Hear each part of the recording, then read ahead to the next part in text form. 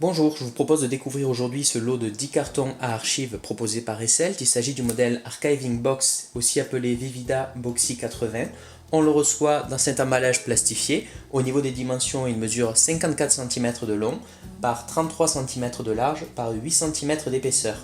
Le paquet pèse 1,3 kg et à l'heure où je fais la vidéo, il est vendu 11,40 €. Je vous propose de découvrir tout de suite ce produit. La petite feuille qui est fournie va donner quelques indications concernant ces cartons à archives. On apprend notamment qu'en épaisseur, chaque carton mesure 80 mm, en hauteur 352 mm et en largeur 250 mm.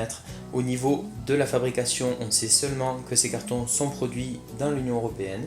Et au niveau de la composition, on va trouver 3 cartons de couleur bleue, 2 cartons jaunes, 3 cartons verts et 2 cartons rouges. Cette boîte à archives possède des inscriptions sur 3 faces. Tout d'abord sur la face principale, sur une tranche et ici. Ce qui permet de la ranger dans un placard soit dans ce sens, soit en la glissant dans ce sens, ce qui est plutôt pratique. Chaque boîte à archives est pourvue de 2 aérations, l'une se trouve ici, l'autre là. Ça permet d'éviter que les documents ne sentent le renfermé après avoir passé plusieurs années dans une étagère. On peut également, lorsque les boîtes ne sont pas trop remplies, saisir la boîte en passant l'index ici et en faisant venir la boîte vers soi. Attention, ça ne fonctionne pas lorsque la boîte à archives est pleine, car on risque de déchirer la face latérale. En termes de capacité, la boîte à archives que vous voyez sur la vidéo contient 3 classeurs souples pour un total de 3 kg. Et la boîte supporte ce type de poids sans problème, elle ne s'abîme pas par en dessous. Par contre, lorsqu'on la charge davantage, on va être confronté à un problème d'espace, puisque je rappelle qu'en épaisseur, elle fait 8 cm. Attention, au bout d'un certain temps d'utilisation, on pourra constater des marques d'usure au niveau de la languette de fermeture. Pour monter une boîte à archives, on va commencer par replier chacun des bords, de manière à donner la forme adéquate au carton. Et après, le principe, ça va être d'abord de replier les côtés de la boîte, comme ceci. Et après, on va rabattre la face avant,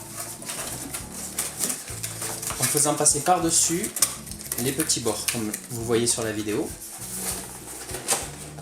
Et là, on a refermé la boîte. Ensuite, les languettes, on les rentre à l'intérieur.